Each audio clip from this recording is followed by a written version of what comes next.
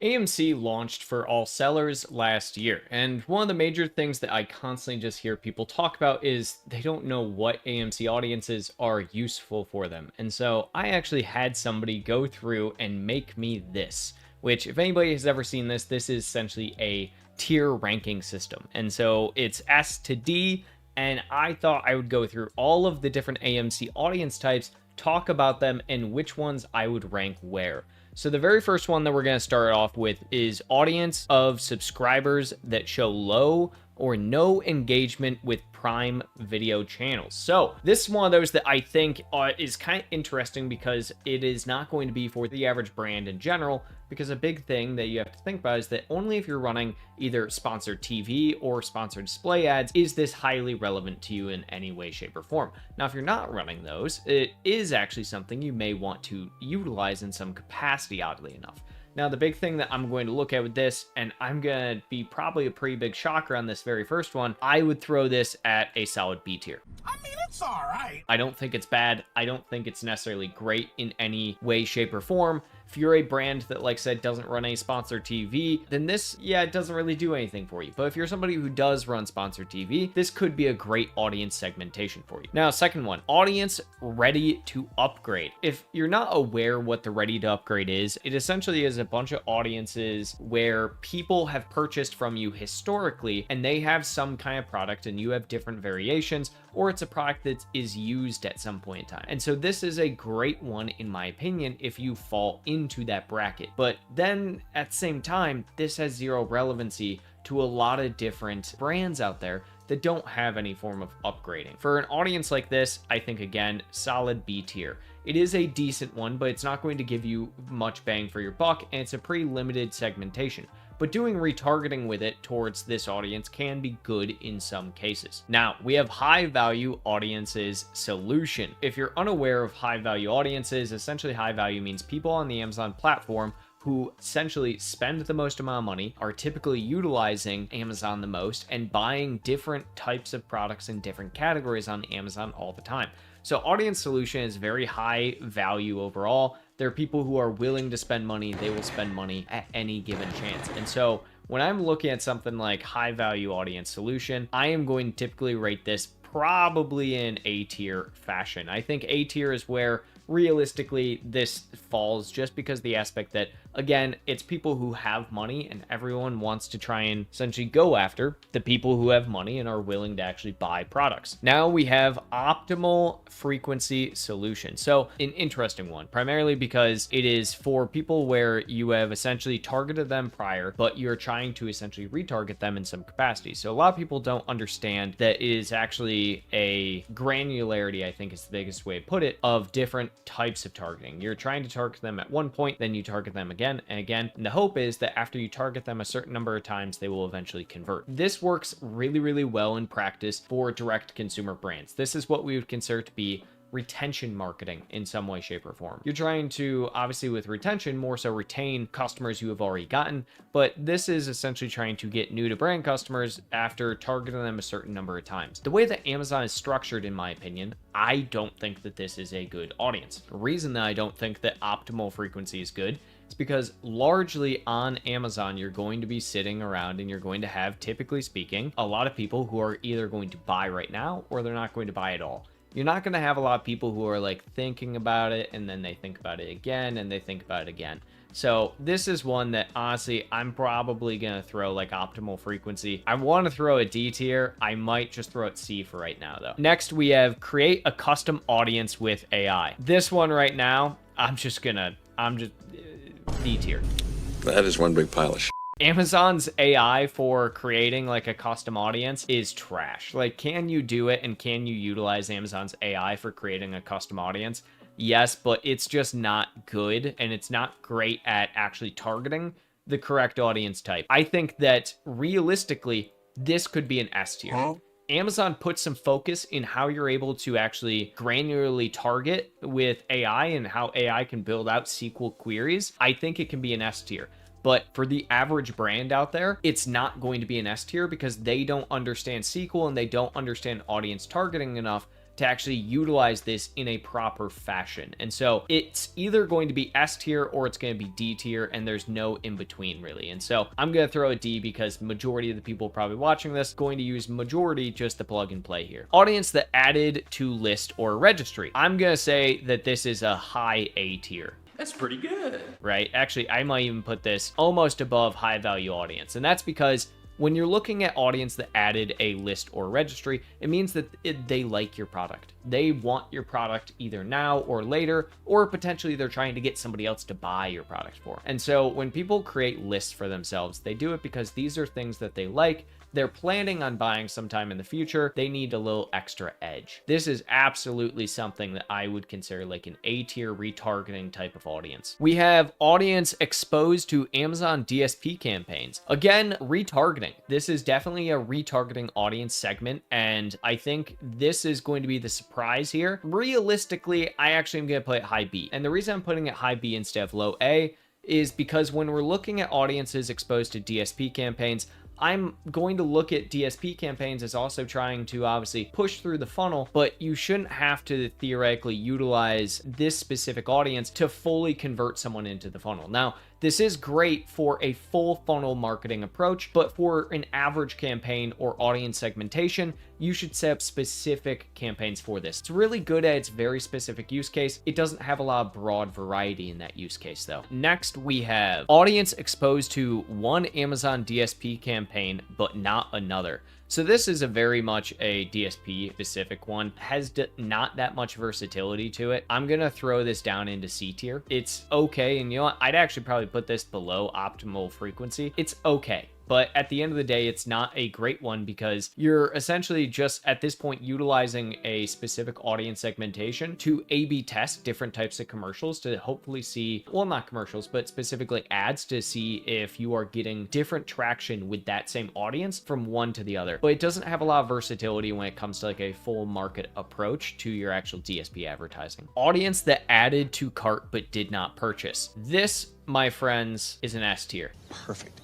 Everything, down to the last minute details. This is perfect remarketability, right? When we're thinking about retargeting and remarketing people from an advertising perspective, this is exactly what we're talking about. They added it to their cart, they didn't buy it. Why didn't they buy it? It was in their cart. Maybe they just didn't purchase it right then, but they're thinking about purchasing it in the future. Again, this is real close to audience that added to list or registry. But this specific audience is just so easy to remarket towards, and I have not seen somebody utilize this in a capacity that did not work for them so far. It is such a good just retention play when it comes to audience targeting that it is easily S tier in my opinion. Next, we have audience of high value new to brand customers. Again, with the back-to-back S. This is, in my opinion, the best, or one of the best, I should say. I actually might put it above the retargeting, and that is because new to brand customers is always going to be useful to every single brand out there.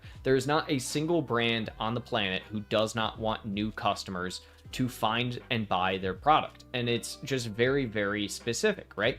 If you want to grow on Amazon, you have only a few different ways to do it.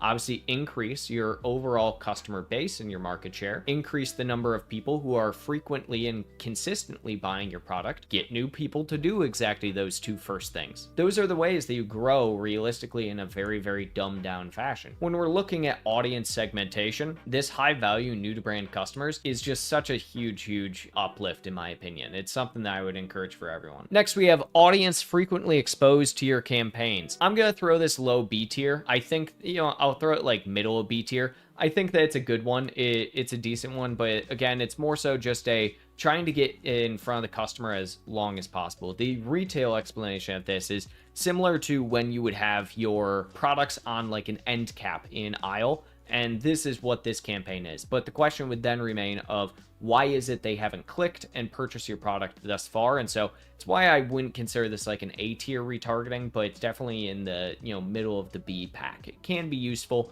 I can see good conversions out of it, but it depends. Audience of Fire TV and Fire tablet usage for App Store advertisers. This one is not important realistically to 99% of brands that actually care about like moving the needle. This is good for supplemental targeting. I throw it like bottom of C. Introduction to AMC lookalike audiences. So this is just AMC's built-in lookalike audience. This is as middle of the road as you can possibly get. I just throw it B because it literally is that. I'd throw it middle of B actually, because it is as middle of the road as you possibly can get when it comes to any form of just audience targeting. Audience with multiple detail page views. Okay, so this is another really powerful retargeter. I'm throwing this A tier, probably bottom of A tier, but it's great for retargeting. It's great for trying to get people who have looked at your product multiple times. It's very, very similar, honestly, to the idea of people to add to list. The difference is that these people probably don't know they can add to the list. These people are looking to come back to the product later.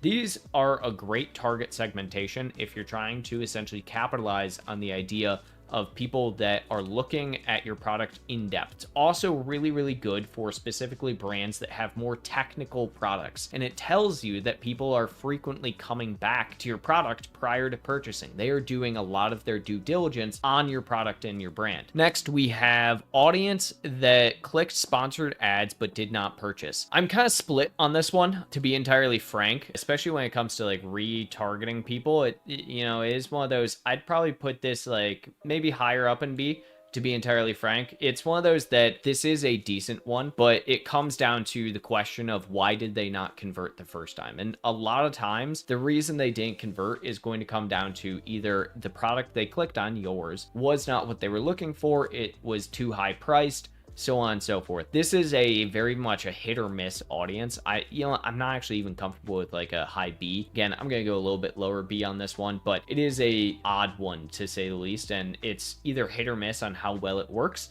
It does work actually, and I could consider this an A, specifically only for like branded search campaigns. For people who are looking branded search wise, this is a great audience type. And so I actually, for that, I'll move it up to high B specifically for branded search. Audience based on sponsored ads keywords. This one right here, I think, is fairly easy to say this is just an A, because it's exactly what we want. It's people who are searching your sponsored ad keywords. You want to essentially focus very heavily on those ones. It's based off of what their shopping intentions are more so, and this gets into the realm of like Amazon's new algorithm with AI, but this is a great segment of, I would say, for the most part. Seasonal advertising exposure off-peak audience. I would put this, to be entirely honest, like top of C tier. It's one of those that it can be good, but it's very infrequent that I would utilize this even for like off-peak seasonality products over just regular targeting of one of these other retargetable audience types. So I would put this probably like a C tier. Audience of users that have engaged with brand off Amazon. Ooh, this is gonna be easy S. So the reason that this is an easy S, in my opinion, is that essentially this is the perfect type of situation. So